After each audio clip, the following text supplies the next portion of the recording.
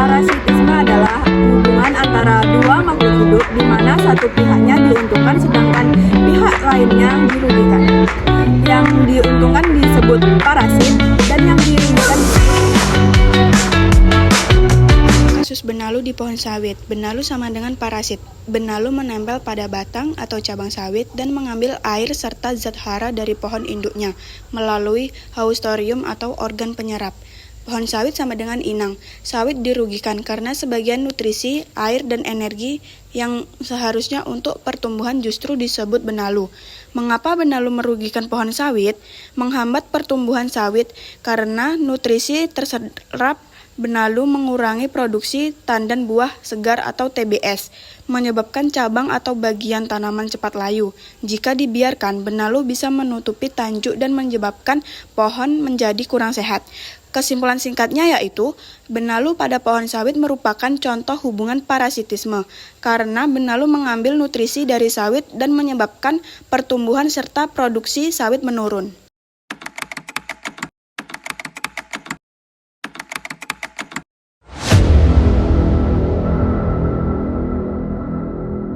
Komensalisme adalah hubungan antara dua makhluk hidup di mana satu pihak diuntungkan tetapi pihak yang satunya lagi tidak dirugikan ataupun diuntungkan, atau netral.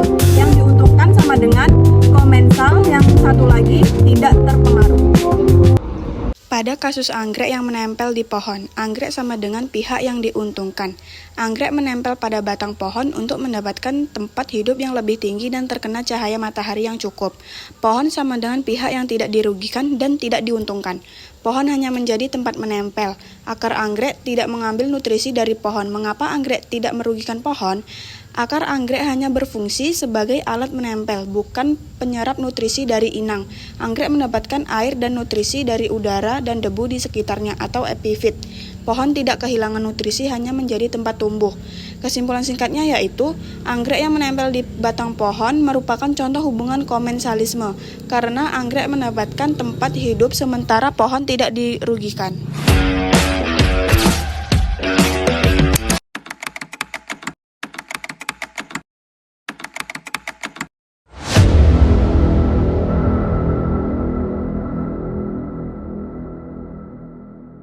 Simbiosis amensalisme adalah hubungan antara dua makhluk hidup di mana yang satu dirugikan sedangkan pihak lainnya tidak dirugikan ataupun merugikan, atau biasa disebut netral. Pada kasus jamur yang tumbuh pada roti, jamur organisme yang tidak berpengaruh. Jamur hanya tumbuh tetapi tidak mendapatkan keuntungan khusus selain berkembang biak seperti biasa. Roti, pihak yang dirugikan. Roti menjadi cepat rusak karena zat kimia yang dikeluarkan oleh jamur. Mengapa jamur merugikan roti? Karena jamur mengeluarkan zat kimia atau enzim yang memecah nutrisi pada roti. Roti lebih cepat busuk, berubah warna, bau, dan tidak bisa dimakan. Permukaan roti menjadi rusak dan lembek akibat aktivitas jamur. Meskipun roti dirugikan, jamur tidak mendapatkan manfaat besar selain sekedar menempel dan tumbuh.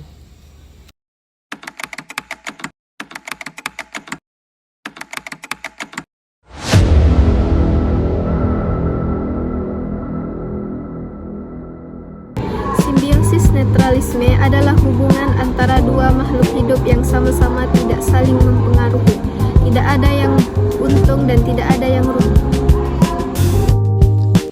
Pada kasus kupu-kupu dan kucing, kucing bersifat netral, artinya kucing tidak terganggu keberadaan kupu-kupu karena mereka tidak berebut makanan atau tempat tinggal. Demikian juga kupu-kupu bersifat netral, artinya kupu-kupu tetap mencari nektar dan terbang bebas tanpa terpengaruh oleh kucing.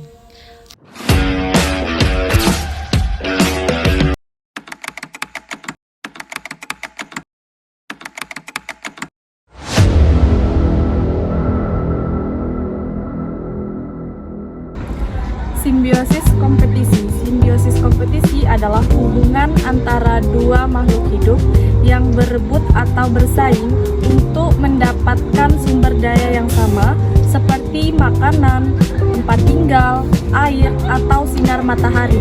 Dalam kompetisi, kedua pihak sama-sama dirugikan karena bersaingan membuat energi terbuang dan sumber daya menjadi terbatas.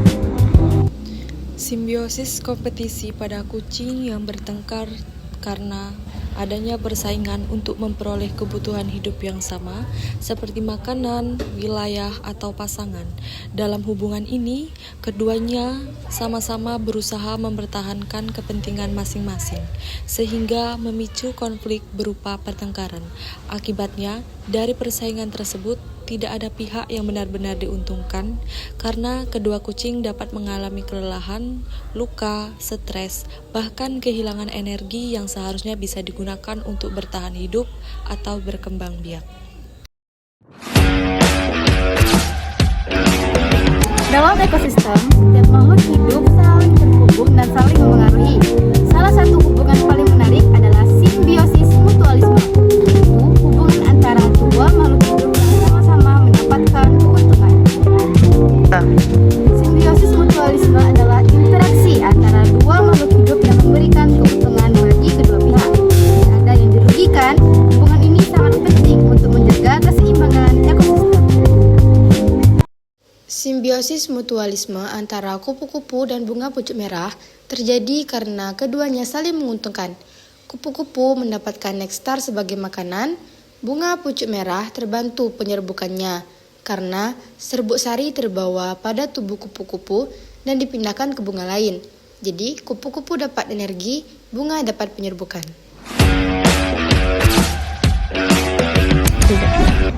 Predasi adalah interaksi antara makhluk hidup di mana satu organisme atau predator itu menangkap, membunuh, dan memakan organisme lain atau mangsa.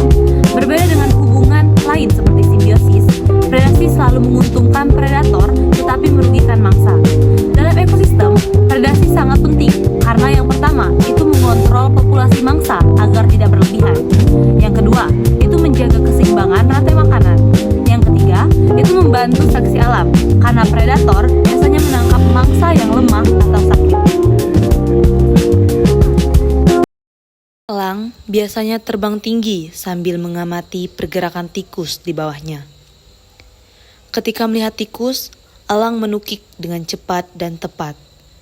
Ia menangkap tikus menggunakan cakar yang kuat, lalu membunuhnya dengan tekanan cakar atau paruhnya.